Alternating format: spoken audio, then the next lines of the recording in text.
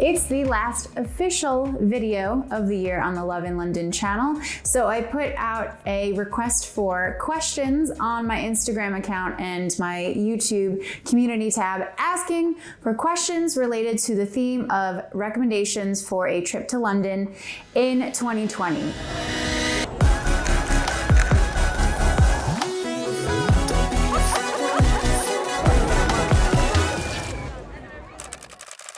Let's go through all of them. And we're going to be starting with some video questions that people sent through on Instagram. We are traveling to London in a couple weeks, and we are looking for some suggestions for an afternoon tea that is kid-friendly and not your traditional, regular, classic afternoon tea, but has like a twist or something unique and a little bit funky, spirited, a little different, and kind of fun. Okay, Julie, I know just the one. The One ALDWYCH Hotel just off of Covent Garden does a Charlie and the Chocolate Factory themed afternoon tea, and it's great for both kids and adults. And for anyone who's visiting during the festive season, they also do a Christmas themed one, which I featured in my video of festive afternoon teas to try when in London. I wanted to know what you think the best pub is for Americans to interact with actual Londoners. Okay, Marcel, first of all, don't be insulted if you're trying to strike up conversations with Londoners, because Londoners are a lot more reserved, I would say, and keep to themselves compared to Americans. But there are a few ways that you can find pubs that have the right conditions for potentially meeting people. So first off, trying to find pubs that are a little bit quieter. So that might be happening if you visit during the week or during lunchtime on a weekend. I would also recommend trying to find a pub that has seating at the bar so you can possibly interact with the bartender, or a pub that has long tables that are like communal seating. So potentially you have an opportunity to interact with other Londoners. But just remember, if it's like really loud or really busy, it's gonna be a little bit harder, especially if it's after work. As I feel like when people in London get out of work, they're not really as open to meeting other people. They kind of just have had a long work day and they just wanna get on with their coworkers and have a pint and probably head home, or maybe have quite a few more pints. Also, Johnny Bronco asked a question about how to find the more quieter, quaint pubs, and I think this feeds into Marcel's question perfectly, because another good way to potentially meet other Londoners when you're at a pub is to get out of central London, where it's mostly going to be tourists and foreigners that will be at that pubs. Go to the pubs that are in more neighborhood-like settings. So you have to get out of the center of London, and a couple of good areas that I recommend that are good for pubs that are very local and also that feel like you're out in the countryside are Wimbledon Village, Victoria Park Village, and any of the pubs that are around Victoria Park, and then also Notting Hill. Notting Hill doesn't really feel like you're in the country, but it's definitely a much quieter, quaint area. So find any of the pubs that are located just off Portobello Road, and you'll find that they're full of locals that live in the area. And I'm not gonna give you any specific suggestions, because honestly, I think the best thing for you to do is to just do a little pub crawl around the area that you end up picking, and you will find the pub that you like the best, and also gives you a chance to go to a few different ones and potentially interact and meet some Londoners. Watching your videos and found them to be fabulous source for us in planning our trip. What I would love to find out are your top recommendations for restaurants in London. Okay, Jenny, this is a really hard question. There are so many good restaurants in London, and honestly, it's very hard for me to narrow down to which ones to recommend, because it totally depends on your budget, your taste, if you have any dietary restrictions, what area you're going to be in. But I will give you some of my favorites. I tend to love restaurants that are mid-range in budget, but that do really nice food and have pretty good service. So they're kind of like hitting the marks all across the board. I just tend to prefer restaurants that don't need to be charging an arm and a leg to be able to deliver a really good experience. So I think my favorite restaurant in London might be it's hard to say if it definitely is, but the Palomar, which is located in Soho. It is Israeli Mediterranean food, and the food is fantastic. But I recommend what you do is you book in for a spot at the bar. So it's probably best if it's just only one or two of you that are going. Otherwise, it's hard to talk to each other. But if you set up on the counter, you will get to watch the chefs making and preparing all the dishes. And it's really cool to watch. And a lot of times they actually interact with you. But it's really just beautiful seeing all the food coming through. The food is fantastic. The one thing I will absolutely recommend to you, the menu does change quite a bit, but the KUBANEH is this fantastic bread that comes with 2 dips. Oh, it's so nice. You have to get that. I also love Bao. There's 3 locations in central London now. It is a Taiwanese place that serves mostly Taiwanese bao buns, which I love. It's a very simple restaurant. It's like very basic, nothing over the top. A lot of the seating, you end up being like kind of squished in, but the food's really nice. It's really reasonably priced, and it's just delicious. Hoppers does Sri Lankan food, and they do it really, really well. If you've never had Sri Lankan, it's kind of hard to explain how it is. It's a little bit similar to Indian, but actually the flavors are quite different. And it's a lot of food that you're not gonna have ever had before. So I definitely recommend it. Hoppers is also fantastic because they do this really good 3-course tasting menu for only £29 a person. And it's very vegetarian and vegan friendly and gluten-free friendly. But the food's just really nice, and also the service is typically very good as well. There are 2 locations, one in Soho, one in St. Christopher's Place. The Soho one you can't make reservations for, you have to just go up and queue, and it's very small, so I recommend trying to make a reservation for the St. Christopher's Place one. The Dairy does modern British cuisine, and it's very innovative, and they do a tasting menu for £48 a person. The food is definitely more high-end and it's not cheap, but the experience is still very relaxed. You might be sat at a high top table. The staff are really good, but again, very relaxed, and they have very good drinks and good wine as well. And then there's Sorella, which is the same restaurant group as the Dairy, but I lived in Italy for a year, and I'm very picky about Italian food. And Sorella is the only restaurant that I've eaten in London that's Italian food that I think is really good and worth the money, and I continuously go back to. They also do a set tasting menu, but you could also order a la carte. And I definitely recommend trying the Negroni. They are fantastic there. Okay, Kelly asked for the best location for afternoon tea, but the truth is there's no best location. There are tons of places that do afternoon tea in London, and they range from really low budget and not so good all the way up to super luxurious and very expensive, but also quite an experience. I love the Rosewoods. So the Rosewood Hotel is a very luxurious hotel, and they serve up a themed afternoon tea in their beautiful mirror room. It's such a nice experience. When I went, they had the art, it was an art afternoon tea, but I think they change the themes fairly frequently. However, I'm pretty sure they're all usually revolved around art, or I think they also do a Wimbledon themed tea when it's Wimbledon time. Also CLARIDGE'S, which does a very traditional tea, and CLARIDGE'S is one of the most famous hotels in the world. That was an incredible experience, and I actually went specifically for the Valentine's Day one, which was not cheap, but it was fantastic, and the service was great. They had someone playing piano. It was just a really lovely, beautiful experience, and I thought it was worth the money. I do have other afternoon tea recommendations for different price points in the 3-day London itinerary, which if you're watching this video right when it goes live, it's not going to be available anymore, but the 2020 version will be launching soon, and I will have lots more recommendations in there. Okay, Chris wants a recommendation for a good spa. So I don't think I've ever done an actual spa treatment anywhere in London, but I have been and stayed at a couple of hotels that have spas in them, and I've taken advantage of the free utilities, the free amenities, that's the word. The free amenities that came with staying at the hotel. So for example, the Ned has a really lovely indoor pool paired with a sauna and a steam room. The M by Montcalm at London City, Shoreditch, I think that's the location. They have the same thing. They had a really nice, lovely indoor pool and with a sauna and a steam room. So all the guests could take advantage of those without having to pay.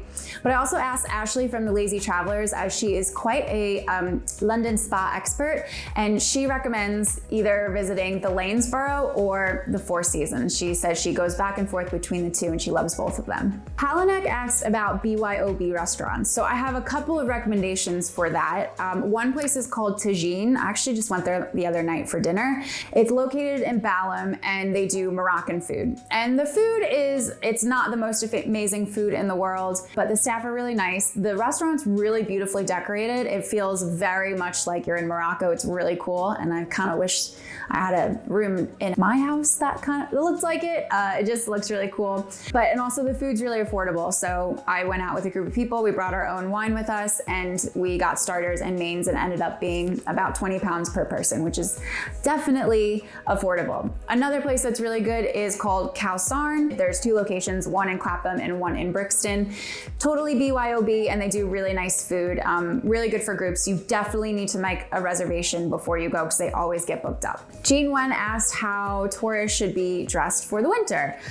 Well, you need to be dressed warm. It gets cold here. I would definitely look at the forecast before you come. And if you need recommendations for like what kind of jackets and shoes to wear when you come to London, then I have a bunch of guidance points and recommendations in the London Packing Guide. There's a link for that in the description box of this video. Joyce asked for the coolest areas for street photography. So I think Soho is really great for street photography, especially at dusk, because there's usually a really nice color of the sun setting that comes over this area, well, I guess over all of London. You know how the sunset works. But that paired with the eclectic people that walk around the area, so everyone usually gets out of work around dusk time. So if you want to do pictures of people, it's a really good area for it because there's always loads of people there. But I think with dusk especially, it looks really cool because there are quite a few neon signs around Soho. So if you like to do photography where you might include those, they're obviously very colorful and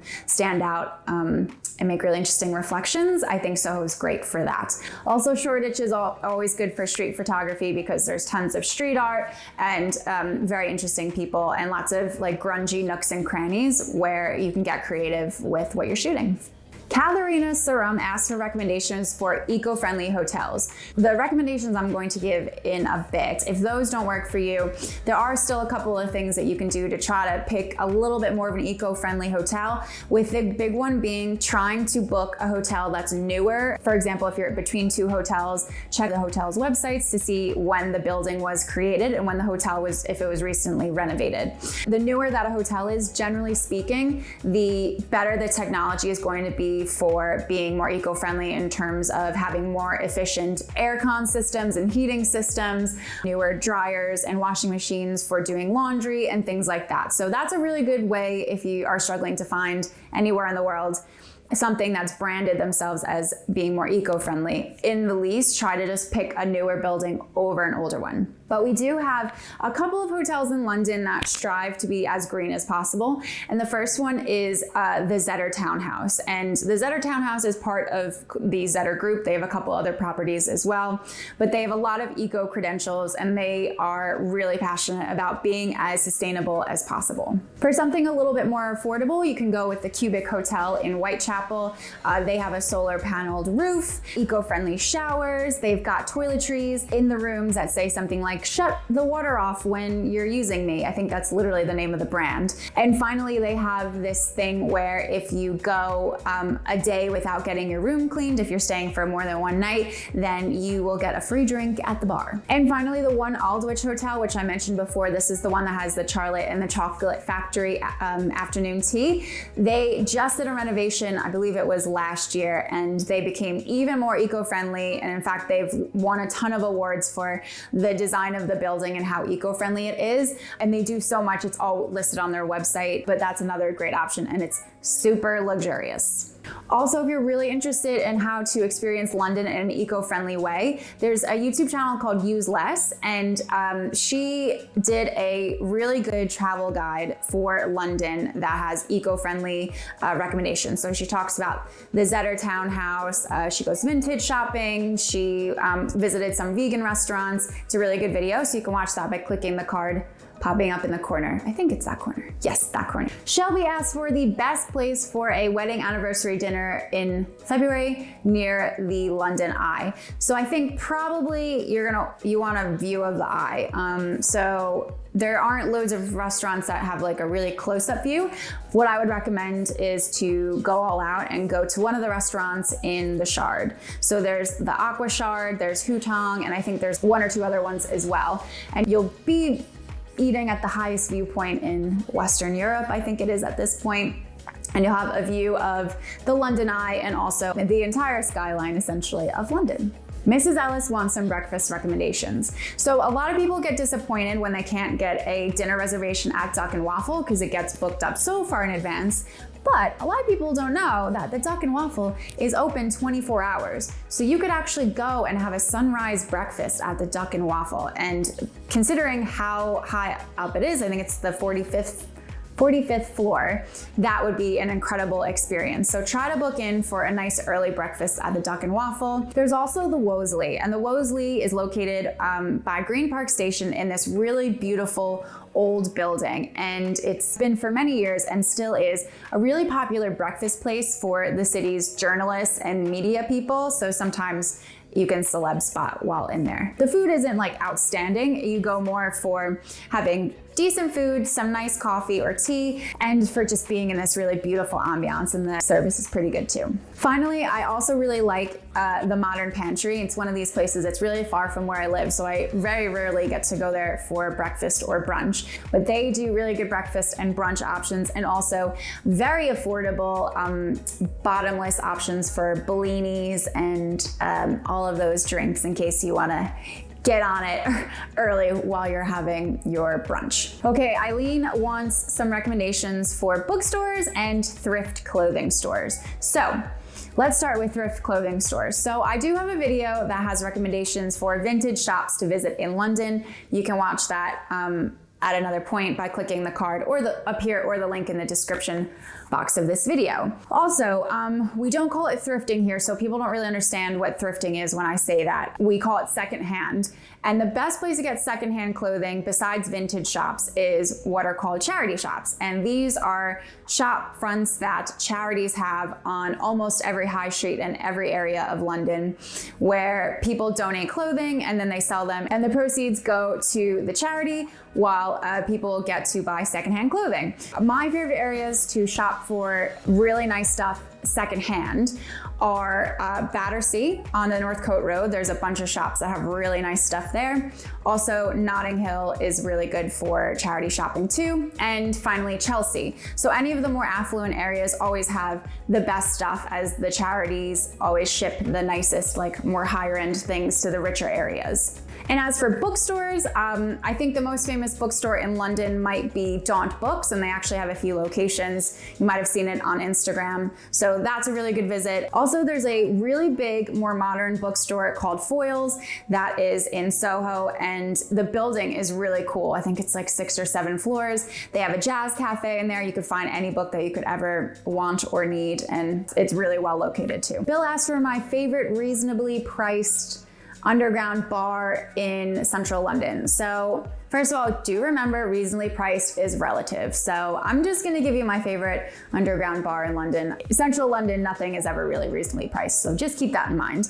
But you might have seen in a couple of my videos that I've featured a place called The Vault. So The Vault is located under a really cool whiskey bar that's very specialized, but also still really down to earth and very casual. It's called Milroy's. So Milroy's, you can go in there, that's a cool place on its own, but if you go back to the back of Milroy's where there is a bookcase and you push the bookcase through, then you will see a sign for The Vault where you go downstairs, and it's this really cool, sexy little bar downstairs where they will make you cocktails, primarily whiskey based, but you can get anything really. And the bartenders really know their stuff. They make really incredible cocktails. I don't personally like whiskey, but I've had some very good cocktails down there, and it is definitely an experience, and it's very much like low level lighting, a lot of candles. It's very cool, very sexy, really a cool experience. Nikki asked for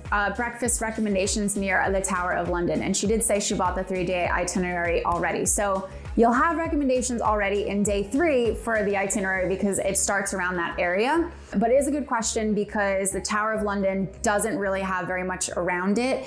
And if it does, it's like really not great or very overpriced. 2 recommendations if you're gonna be going to the Tower of London early or if you're around that area is Duck and Waffle, which I mentioned before. Try to get a reservation there for breakfast. Or there's also a place called COPPA Club. Don't expect great food and don't expect spectacular service, but they have a really nice view of Tower Bridge from inside the restaurant, and also you can sit out on their terrace, which is really, really nice. So that is worth the not amazing food and not amazing service. Finally, if you're okay with walking about 15 minutes away, there's this great little cafe that's called the Crisis Cafe, and it's run by the charity Crisis UK. And in the cafe, they employ people who are in underprivileged positions, and they give them the skills to work in hospitality and catering. And on top of doing some good, the cafe actually has some really lovely coffees and teas and food. So you can go and have your breakfast there, have a really nice experience, but also be giving your money to a really good cause. Amanda asked for things to do in East London. So everybody knows the area in East London called Shoreditch, or I think most people do now. So what I'm gonna do is actually put Shoreditch to the side and give you some more local gems that are a little bit further east, but that tourists like really don't know about unless maybe you've watched a couple of my videos and you'll see I have mentioned them. So there's a place in East London that's called Victoria Park, and it is consistently voted the best park in London by Londoners.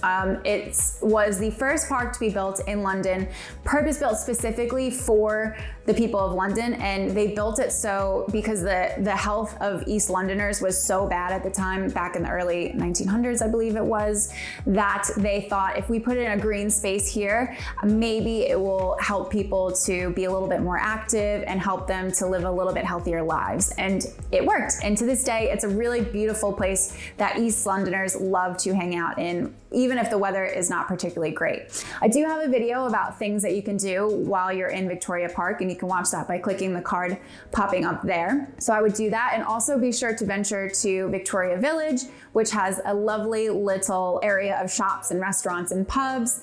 That is definitely worth a visit. Statwinder Bassey asks, what's the best way to go to Paris? I will always recommend that you take the Eurostar. It is much easier than getting to the airport, especially if you're already in central London. I don't, however, recommend that you do Paris in a day. It's too far of a journey, especially if there ends up being delays and stuff. So at least do an overnight, and don't leave London if you're there for less than 7 days. That is my rule of thumb, because there's just way too much to do in London and you're gonna miss out if you leave. Tasha asked for places to celebrate your birthday in London.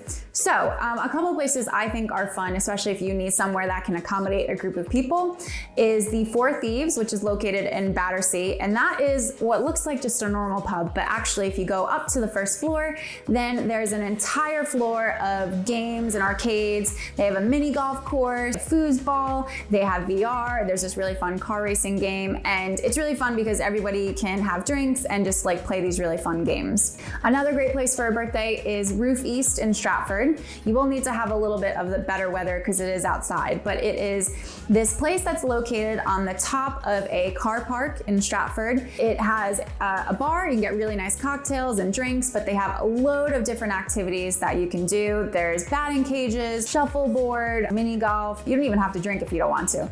You can just play all the games and have all the fun activities. Okay, so this is the last video of the year, and every year at this time we do the end of year viewer survey, and this helps us at Love in London to figure out what we need to do in 2020 to be able to help you more with your trip. There is a link in the description box of this video. If you can take 3 minutes of your time to fill that out, it will help us to know what we need to do for you in 2020 so that we can make Love in London even more helpful and even better. Thank you so much for taking the time to do that. And for more tips for your trip to London, make sure you click on the box that's popping up right below me.